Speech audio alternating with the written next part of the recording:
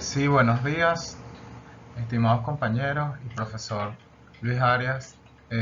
Nosotros correspondemos al equipo número 2, conformados por mi persona Carlos Sánchez y la señorita Eileen Allen. Nosotros vamos a exponerles en estas diapositivas lo que vendría siendo la ley de la tendencia decreciente de la cuota de ganancia, correspondiente a la sección séptima de el capítulo 13 del tomo número 3 del libro de Capital de Carlos Marx. Buenos días, profesor y compañeros. El contenido que vamos a desarrollar a lo largo de esta presentación serán divididos en dos partes. La primera, se tocarán los primeros 3 puntos que son los conceptos previos a la ley, la naturaleza del proceso acumulativo del capital y el descenso de la cuota de ganancia versus el aumento de la masa absoluta de la ganancia. Posteriormente, para la segunda parte, hablaremos sobre el capital total, el desarrollo de una superpoblación obrera y las consideraciones finales a la ley.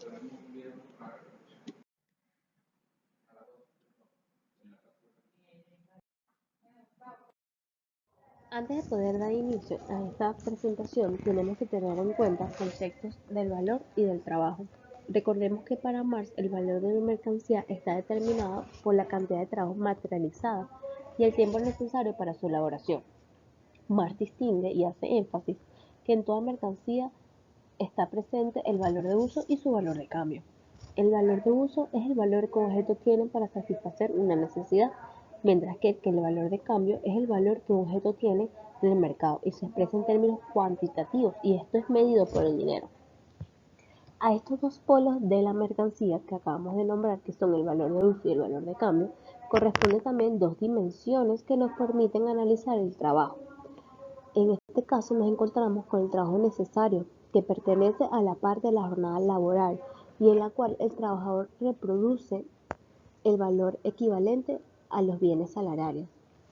Y el trabajo excedente, por su parte, se refiere al valor producido por lo que el trabajador no percibe equivalente alguno. Con este concepto podemos entrar para el concepto de plusvalía, ya que Marx nos hace intuir que lo que realmente compra o lo que realmente se compra con un salario no es el tiempo de trabajo, sino la fuerza de trabajo durante un cierto tiempo. En efecto, lo que compra el capitalista no es el tiempo de trabajo, sino la fuerza de trabajo durante un cierto tiempo. Quien vende su fuerza de trabajo, que en este caso es el obrero o el trabajador, deja de poseerla y pierde los derechos que tenía sobre ella, y así el capitalista adquiere esta fuerza de trabajo por su valor de cambio y dispone en su consecuencia de su valor de uso. En el modo de producción capitalista, lo que se busca es la valorización del capital, y esto es aumentar el capital inicial y producir un excedente. Este excedente es la plusvalía, ya que al final será el capitalista quien se apropie de esta plusvalía, pero la plusvalía no es otra cosa que trabajo no pagado. De la misma forma del que el salario no es el pago por el trabajo de la fuerza de trabajo. El capital tampoco es la causa del beneficio. En primer lugar, porque la causa del plusvalor es el trabajo vivo. ¿Pero qué es el plusvalor? El plusvalor podemos denominarlo como la expresión exacta del grado de explotación de la fuerza de trabajo por el capital o del obrero por el capitalista.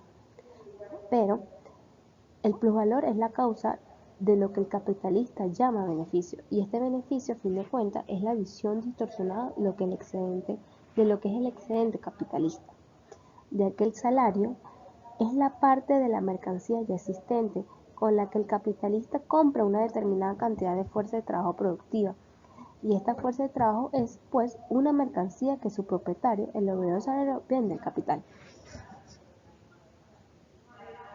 Naturaleza del proceso acumulativo del capital. En el esquema de Marx, la teoría de la producción no es solo útil para explicar el proceso de creación del valor, también lo es para entender las leyes que rigen la distribución de la riqueza. El valor producido sirve para reponer el capital constante consumido y reproducir a su vez la fuerza de trabajo, y por otra parte reportar una plusvalía al capitalista. En la medida que se recomponen los medios de producción y la fuerza de trabajo, se recrean también unas condiciones que permiten el reinicio de un nuevo ciclo productivo, ya que los capitalistas siguen siendo los únicos poseedores del capital y los obreros solo poseen su fuerza de trabajo. La producción de mercancías reproduce también estas relaciones sociales propias del capitalismo. La acumulación del capital toma la forma de aumentos en el capital constante y de capital variable, y es fácil comprender que para la evolución del capitalismo es crucial y muy importante el conocimiento de esta evolución de la distribución, que sería capital constante menos capital variable. Esto nos lleva al concepto directamente de composición orgánica del capital. La composición orgánica del capital se puede definir como la relación del capital constante y el capital variable.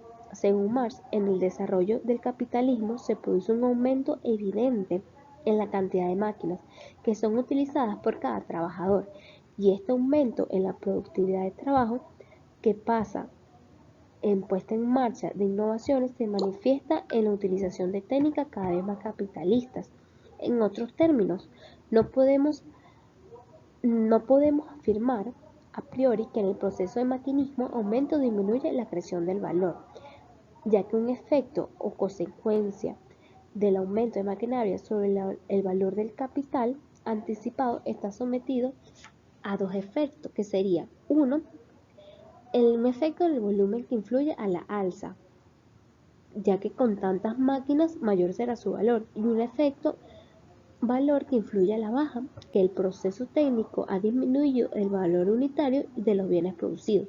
Esto es igualmente cierto para el capital constante como para el capital variable. Sin embargo, para Marx, el efecto valor relativamente pequeño solo sirve para atenuar el efecto volumen, que en definitiva es el dominante. Siguiendo a Marx, se puede afirmar entonces que en el proceso de acumulación capitalista, la composición de capital crece de un modo permanente. Esta tendencia tiene algunas consecuencias dignas de mención. A medida que ha aumentado la composición orgánica del capital, también aumenta el volumen mínimo requerido de las inversiones, haciendo surgir barreras de entrada y acentuando el fenómeno de concentración de capitales.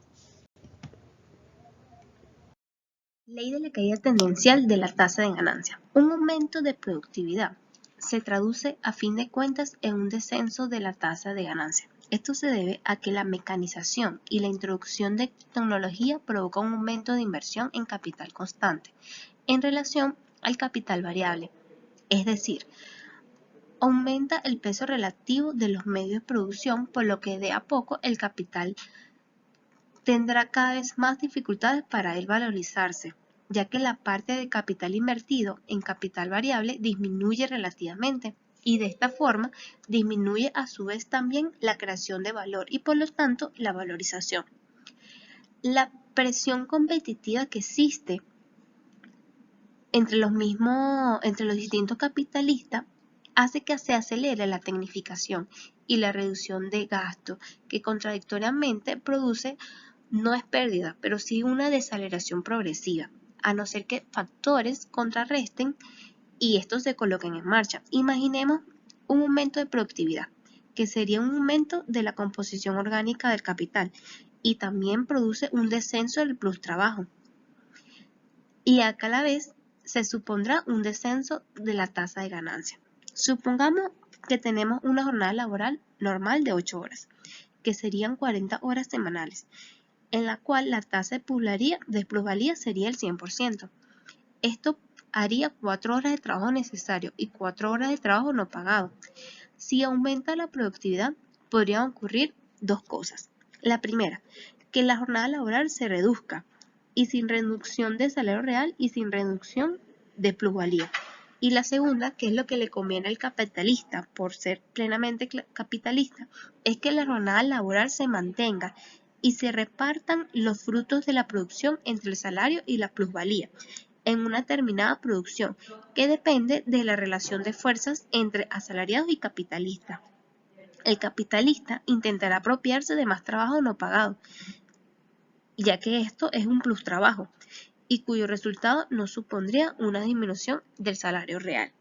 Si la tasa de plusvalía aumentase, aunque a un ritmo cada vez más decreciente a medida que la productividad aumenta, el trabajo necesario disminuiría, ya que existe una relación directa entre el desarrollo de la fuerza productiva y el aumento que cada vez es más difícil en la tasa de plusvalía.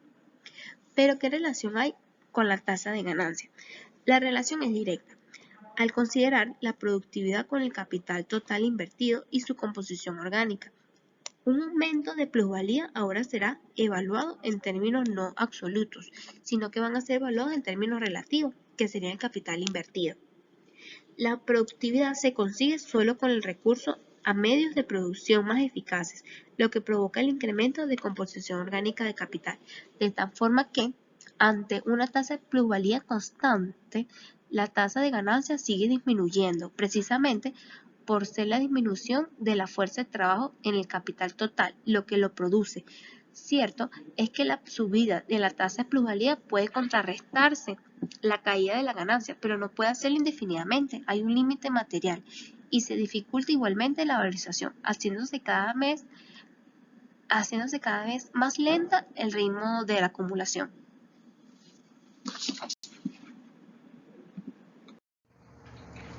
Bien, siguiendo la exposición, después de mi compañera de trabajo, Eileen Allen, yo les explicaré un poco lo que vendría siendo la conformación de lo que es el capital total, el cual corresponde a una proporción entre el capital constante, que no es más que, como lo dijo, lo pudo haber mencionado anteriormente mi compañera Eileen, esa cantidad de fuerza de trabajo, no, de medios de producción, lo cual corresponde a lo que vendría siendo materias primas, maquinaria, todo tipo de lo que no corresponde a fuerza de trabajo, y la proporción del capital variable, que vendría siendo lo que es toda la parte de fuerzas de trabajo. Entonces, bueno, esa cuota de plusvalía, como lo puedo haber mencionado anteriormente mi compañera, corresponde a una proporción, a una división entre lo que vendría siendo ese capital variable, lo que representa en términos proporcionales ese capital variable con respecto al capital total. Entonces, esa proporción representa esa cuota de plusvalía, que vendría siendo la misma cuota de ganancia, la cual, como ustedes pueden ver, va reduciéndose a lo largo de incrementos sucesivos de esa proporción del capital total, producto de incrementos en el capital constante, el cual se determina por incrementos en los volúmenes de producción. Entonces, al incrementar los volúmenes de producción, producto de, bueno, de que el capitalista quiera obtener cada vez y cada vez más rentabilidad, producto del mismo proceso de acumulación, entonces se da lo que vendría siendo ese incremento de lo que es el capital constante, ya sea materias primas, medios de producción, maquinarias, mientras que la fuerza de trabajo tiene un límite o un tope, el cual en este caso está determinado por el valor de 100, y en el corto plazo ese valor no se modifica, ya que, bueno, efectivamente esa fuerza de trabajo tiene un límite, producto de que no puedes incrementar por más que quieras infinitamente esa fuerza de trabajo, ya que eso tiene incrementos periódicos producto de las tasas de natalidad, tasas de reproducción de esas fuerzas de trabajo. Entonces, por eso se considera como una variable constante, una variable fija, mientras que esa capital constante sí puede ir incrementando a lo largo de los periodos, producto de que, bueno, el que el capitalista puede destinar una cantidad de recursos cada vez mayor, el cual incrementa esos medios de producción, mientras que la fuerza de trabajo sigue siendo las mismas 100. Entonces, esa cuota de plusvalía en este caso se va a ir reduciendo, lo que determina esa proporción de la ganancia. Entonces, ese trabajo socialmente necesario siempre va a ser el mismo, mientras que la plusvalía en términos relativos se va a ir reduciendo, porque cada vez van a haber más cantidades de medios de producción, pero la plusvalía en términos relativos va a ir reduciéndose. A pesar de que se contrate, inclusive Marx habla de que inclusive cuando se contrate mayor cantidad de trabajo, como los medios de producción van a incrementar, y siempre va a haber siempre va a ser superior esa proporción. Entonces, a pesar de que se incremente la fuerza de trabajo, esa plusvalía en términos relativos siempre va a tender a disminuir. Entonces, eso se basa en el principio de la apropiación de la plusvalía del capitalista, el cual, bueno, obviamente se transforma en lo que vendría siendo la plusvalía, lo que ya vimos anteriormente en las secciones pasadas de los capítulos, en la ganancia del capitalista. Y esto es producto de esta ley, es que se origina esa ganancia, ese descenso en la cuota de ganancia del capital, como anteriormente lo pudo haber explicado mi compañera Ili.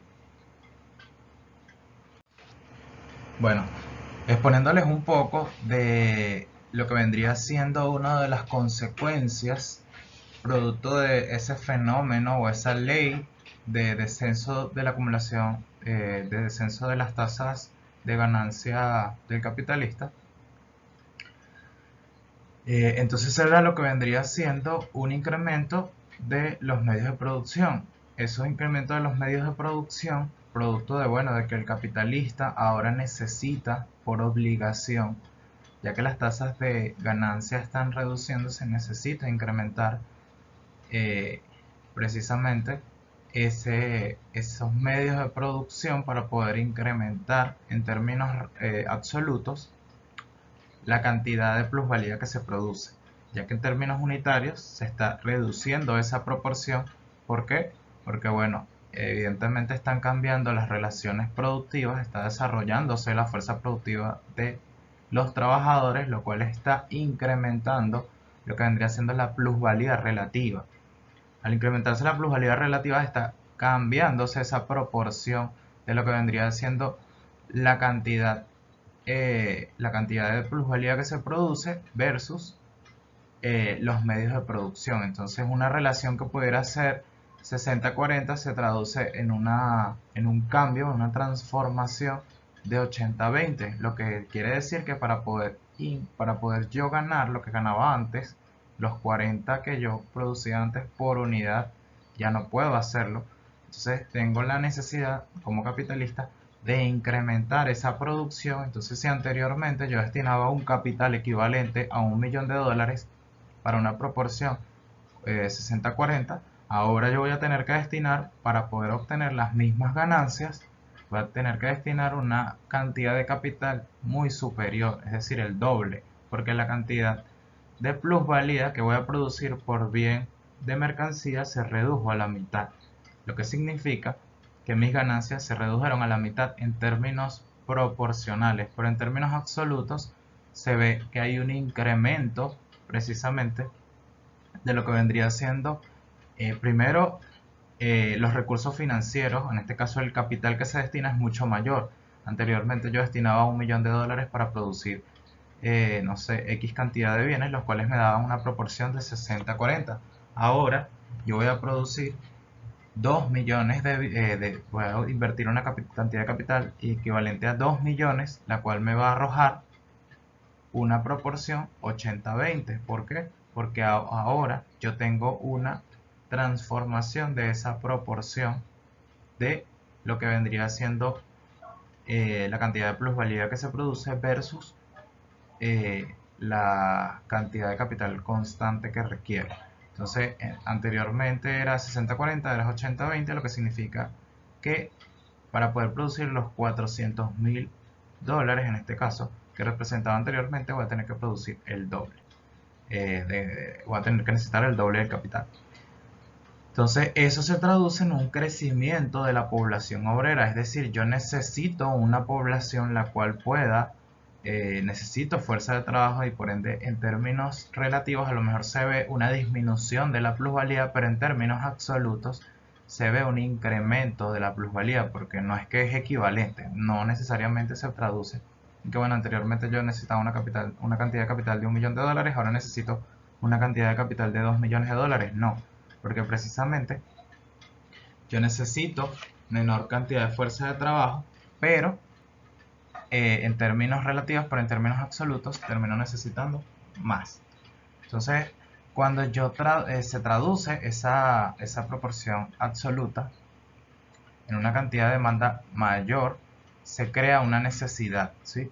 Esa necesidad de una población la cual va a ser explotada. Por eso se habla de una superpoblación, la cual tiene como destino principalmente un proceso de explotación capitalista, precisamente por el proceso de acumulación y producción capitalista, el cual origina ese fenómeno o ese efecto. Entonces, en principio, obviamente, en el corto plazo no se ve ese efecto de superpoblación, sino eso se traduce después. En principio lo que se ve es un sobrante de capital producto de ese proceso acumulativo del capital. Entonces, cuando se ve ese sobrante del capital, eso genera en principio dos efectos. Como hay mayor capital, los niveles de demanda salariales incrementan, o sea, los niveles de demanda de trabajo incrementan, por ende incrementa el precio del trabajo, que en este caso es traducido como el salario.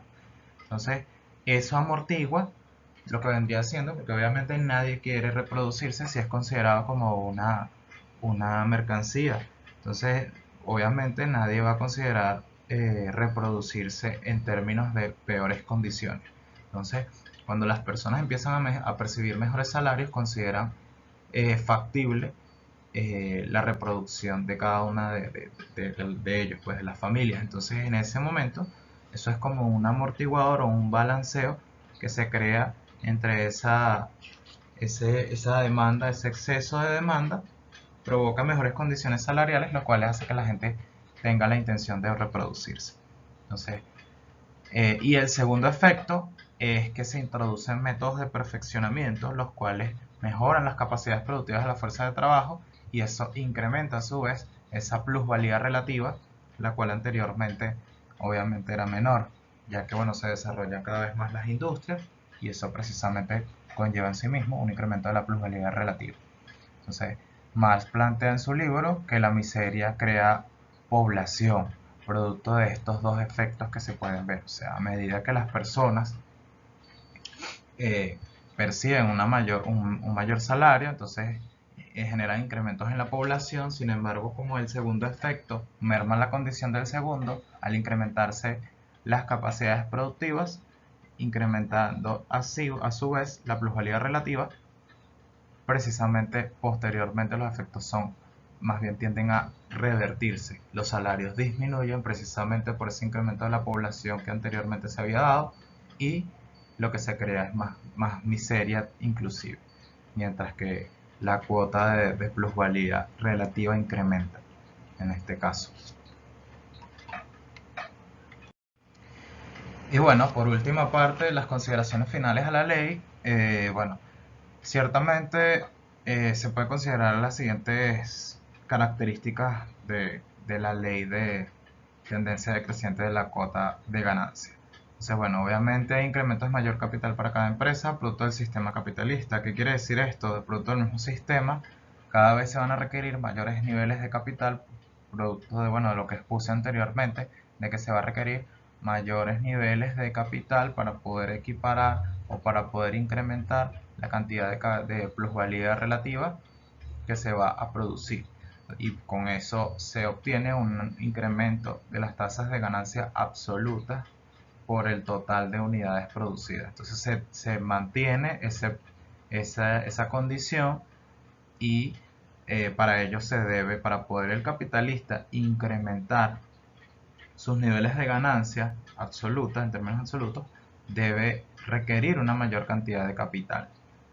En el segundo caso, como lo dije anteriormente, la concentración de superpoblaciones productivas, en este caso en pocos capitalistas, precisamente porque, bueno, se crea lo que vendría siendo estrategias de tipo expansionistas de mercado, lo que corresponde a un control y un apoderamiento del mercado de la respectiva producción de la mercancía determinada.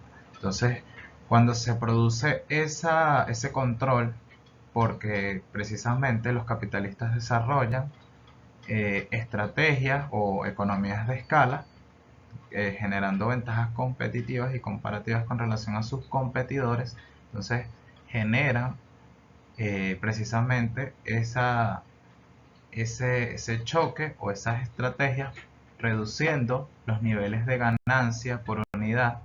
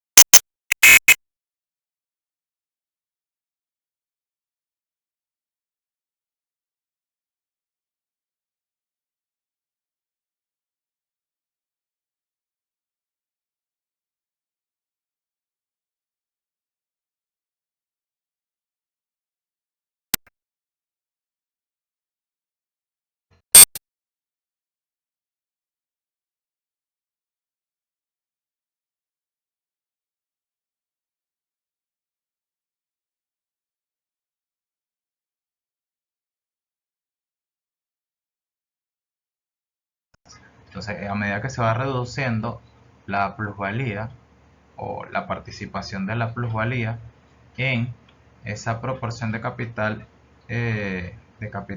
fijo y de capital fijo constante y de capital variable, va a ir incrementándose en términos absolutos la ganancia total, producto de un incremento de la plusvalía relativa y a su vez de las unidades producidas totales. Entonces, por eso es que ese es el principio de la ley. Entonces, bueno, espero les haya parecido bien interesante. De verdad que es una ley que se puede aplicar a la realidad hoy en día, inclusive. Entonces, y es una forma de explicar también por qué se forman muchas veces las distorsiones en los mercados.